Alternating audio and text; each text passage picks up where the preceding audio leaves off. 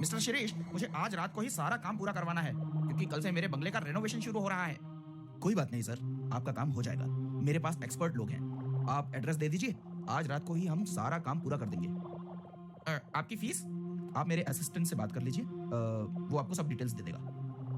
ठीक है, आप आज रात मेरे बंगले पर पहुंच जाइए। ये रही बंगले की चाबी। बाय द वे, आपके ऑफिस में लगी हुई ये पेंटिंग कुछ खास अच्छी नहीं है, मतलब रियल वाला फील नहीं आ रहा है। विपिन वहां से उठकर शिरीष से हाथ मिलाकर चला जाता है। शिरीष विपिन के इस रवैये से थोड़ा सोच में पड़ जाता है।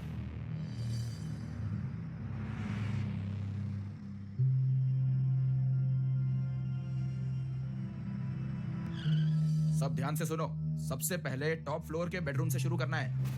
अब एक एक बेडरूम में काम शुरू कर दो।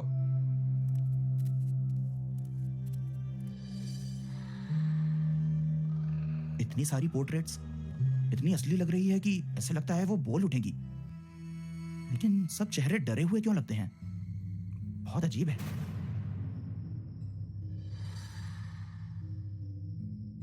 रामलाल, अरे रामलाल कहां है यार? बहुत अच्छा काम किया है।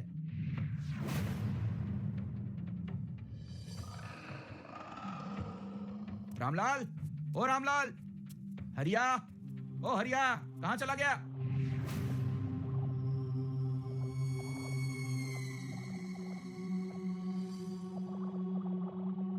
ये क्या हो रहा है? रामलाल, हरिया, बालू, अरे कहां हो तुम सब? अरे ये किसकी फोटो एल्बम है? ये तो मेरे कामगार लोगों की फोटो है। ये यहां क्या कर रही है? हे भगवान, यहां मेरी फोटो भी है, लेकिन क्यों?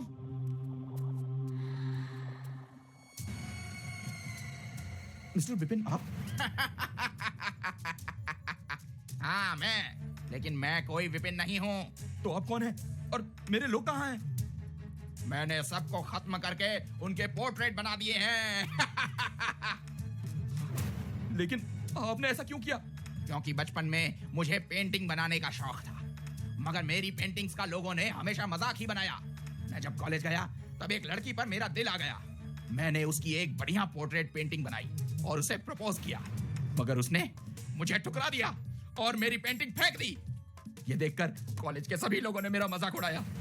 वही सोचते हुए मैं मोटरसाइकिल से अपने बंगले पर आ ही रहा था कि मेरा एक्सीडेंट हो गया। मैं तड़पता रहा और मरते हुए यही सोचता रहा कि मैं ऐसी पेंटिंग्स बनाऊंगा कि लोग दंग रह जाएंगे।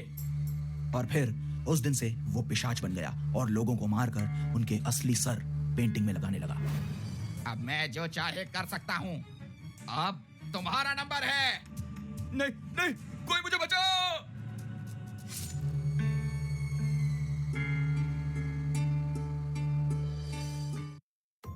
कमलापुर गांव में कमला भूतनी का आतंक छाया था। वो जब भी किसी नई दुल्हन को देखती तो उस पर सवार हो जाती थी और बाद में उसके पूरे परिवार को एक एक करके मार कर खा जाती थी। उसकी डरावनी कहानियां पूरे गांव में बच्चा बच्चा जानता था। अब आगे। काली अंधेरी रात में एक जंगल के रास्ते से 4 गाड़ियां जा रही होती हैं, जिसमें से एक दुल्हा दुल्हन की सजी हुई कार भी होती है। सब लोग हंसी मजाक करते हुए जा रहे होते हैं। तभी अचानक रोली को बहुत तेज प्यास लगने लगती है और वो अपने पति से कहती है, सुनिए, मुझे बहुत तेज प्यास लग रही है। क्या हुआ?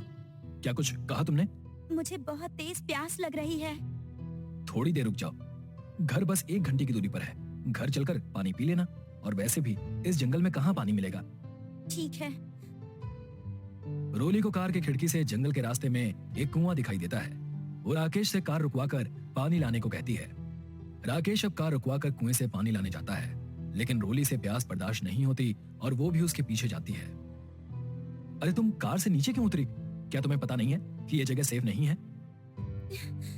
मुझे बहुत तेज प्यास लगी थी। अरे तो मैं पानी ला ही रहा था, जाओ तुम कार में जाकर बैठो। तभी अचानक रोली बहुत तेजी से आगे कुएं की तरफ झुकती है, जैसे पीछे से किसी ने उसे धक्का दिया हो, और उसके हाथ में बंधा शादी का चाकू और कंगन खुलकर कुएं में गिर जाता है। लेकिन रोली को इसका पता नहीं चल पाता। रोली को संभालते हुए राकेश चिल्लाता है, अरे रोली संभालो। मुझे लगा किसी ने मुझे पीछे से धक्का मारा। जाओ जाकर कार में बैठो। अब रोली कार में डरे सहमे बैठी होती है और कुएं के पास के सीन को याद कर रही होती है। तभी थोड़ी देर में सारी गाड़ियां घर पहुंच जाती हैं। सुनीता रोली को बड़े प्यार से कार से उतारकर घर में प्रवेश कराती है। तभी उसकी पड़ोसी पीछे से बोलती है, हाय हाय, बहू के हाथों में तो शादी का कंगन और चाकू नहीं है, जो बहुओं को बुरी नजर से बचाता है। बहू, कंगन और चाकू कहाँ है? पता नहीं माँ जी, जब घर से चली थी तब तो हाथ में ही बंधा था। रोली सुनीता को कुएं वाली बात बताने वाली होती है। तब तक राकेश बात बदलते हुए उसे चुप करा देता है। उसके बाद सुनीता नए जोड़े को उनके कमरे में छोड़ आती है। अब रात के अंधेरे में मुकेश पानी पीने के लिए उठता है, लेकिन तभी एकदम हवा से खिड़कियां आपस में टकराने लगती हैं। वो जैसे ही खिड़की बंद करने के लिए आगे बढ़ता है, उसका पैर मुड़ जाता है और वो जमीन पर गिर जाता है। तेज हवा और बिजली के कड़कने से खिड़की के पर्दे तेजी से इधर उधर हो रहे थे। वहां का माहौल बहुत डरावना हो गया था। कौन है? कौन है? सामने आओ। अचानक मुकेश का पैर कोई खींचते हुए उसे घर के बाहर घसीटने लगा। मुकेश जोर जोर से चिल्लाने लगा। तभी वहां श्यामलाल और सुनीता आ जाते हैं। क्या हुआ बेटा, तुम क्यों चिल्लाए? माँ, माँ, यहाँ कोई भूत है जो मुझे मारने की कोशिश कर रहा है। यहाँ कोई नहीं है मुकेश, जाओ जाकर सो जाओ। कोई बुरा सपना देखा होगा तुमने। नहीं, वो मुझे मार देगी। श्यामलाल मुकेश को समझाकर सोने चला गया। अब सुनीता मुकेश से कहती है, चल तू मेरे साथ मेरे कमरे में चलकर सो। उन दोनों के जाते ही घर का दरवाजा खुलता है और कमला भूतनी, जो कि शादी के जोड़े में है, घर के अंदर आकर घर को देखते हुए भयानक हंसी में हंसने लगती है और डरावने तरीके से धीरे धीरे चलती हुई राकेश के कमरे में जाती है। उसकी पायलों की आवाज पूरे घर में गूंज रही होती है और वो रोली की जगह जाकर लेट जाती है। अब दूसरे दिन घर में खुशी का माहौल है और सुनीता पंडित जी को बुलाती है, जो कि गेट पर खड़े होते हैं। अरे पंडित जी, यहाँ आइए, बहुत देर कर दी आपने। अरे सुनीता बहन, क्या कहें, शादियों का सीजन है, इसलिए बहुत भागा दौड़ी हो रही है। हाँ वो तो है। पंडित जी चलिए पूजा शुरू करवाइए। हाँ, नई बहू को बुलाइए, पूजा उसके हाथ से ही होगी और मुहूर्त का समय निकलता जा रहा है। सुनीता अब रोली को लेकर आती है, लेकिन रोली बहुत ही अजीब तरीके से चलकर आती है और पूजा में बैठने से मना कर रही होती है। क्या हुआ बहू, जल्दी चलो, पूजा का समय निकल रहा है। माँ, मैं पूजा नहीं करूंगी, मेरी तबीयत ठीक नहीं लग रही। अरे ये जरूरी पूजा है बहू, और हमारे घर का रिवाज है कि नई बहू के हाथ से ही ये पूजा करवाई जाती है। सुनीता की बात सुनकर रोली को बहुत गुस्सा आने लगता है और उसकी आंखें लाल हो जाती हैं और तभी वो घूंघट के अंदर से फूंक मारती है और अचानक तेज आंधी के साथ काली घटा छा जाती है और मंदिर के पास रखा सारा सामान गिरने लगता है और हवा में उड़ जाता है। घर के सारे लोग इधर उधर दीवार का सहारा ढूंढने लगते हैं। ये देखते ही पंडित चिल्लाने लगता है, अनर्थ, घोर अनर्थ। क्या हुआ पंडित जी, आप ऐसे क्यों बोल रहे हो? ये कोई साधारण आंधी नहीं है, काली शक्तियों की माया से उत्पन्न की गई आंधी है। जरूर कुछ अनिष्ट होने वाला है। अब पंडित की नजर रोली पर पड़ी, जो कि एक जगह बिना हिले डुले खड़ी सब देख रही थी और बाकी पूरे घर के लोग इधर उधर परेशान आंधी से बचने की कोशिश कर रहे थे। पंडित तुरंत अपने झोले से गंगा जल निकालकर हवा में चारों तरफ छिड़कते हुए मंत्रों का उच्चारण करता है। थोड़ी देर में सब शांत हो जाता है, लेकिन रोली पंडित को घूरने लगती है। तभी सुनीता उसे कमरे में जाने के लिए कहती है, पंडित जी, आप किस अनिष्ट की बात कर रहे थे? कुछ नहीं श्यामलाल, तुम्हारे घर को शुद्ध करना होगा। इस पर काली शक्तियों की नजर पड़ चुकी है और मैं अगले 5 दिन बाद आकर यहाँ पर एक हवन करूंगा, तब सब ठीक हो जाएगा। ठीक है पंडित जी। अब रोली घर में रोज कोई ना कोई अजीब हरकतें करने लगती है और एक दिन दोपहर में सुनीता रोली को देखकर चिल्लाती है। उसकी चीख सुनकर घर के सारे लोग वहां आ जाते हैं। क्या हुआ माँ, तुम ऐसे क्यों चिल्लाई? इसको देखो, ये पागल हो गई है क्या? ये क्या खा रही है? सभी लोग जब रोली को देखते हैं तो उनको यकीन नहीं होता। रोली खाने की टेबल पर बैठी खुले बालों में नॉनवेज खा रही होती है, वो भी बहुत अजीब और भयानक तरीके से नोच नोच कर, जैसे कोई जानवर खाता है। राकेश उसके पास जाकर नॉनवेज को उठाकर घर के बाहर फेंक देता है।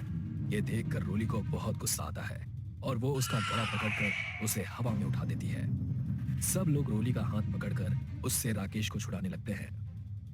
भाभी, छोड़ो भैया को, छोड़ो।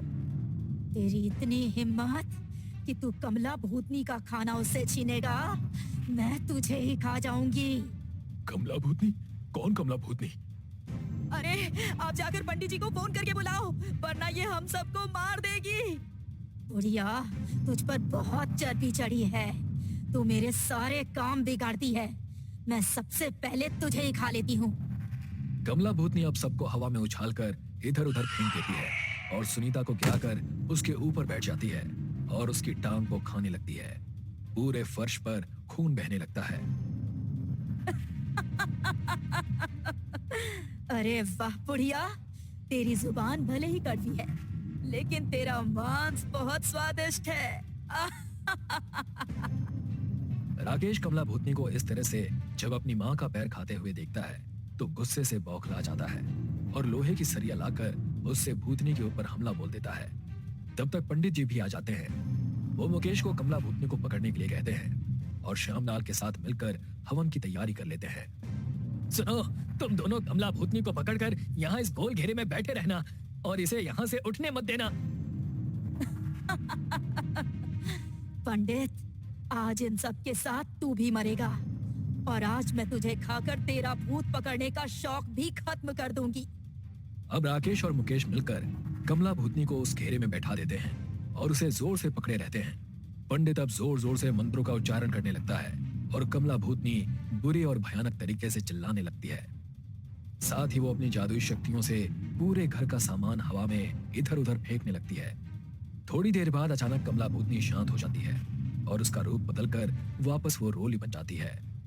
लेकिन तभी रोली के शरीर से एक काला साया बाहर निकला और पंडित ने उसको एक कपड़े में लपेटकर उस हवन की आग में स्वाहा कर दिया।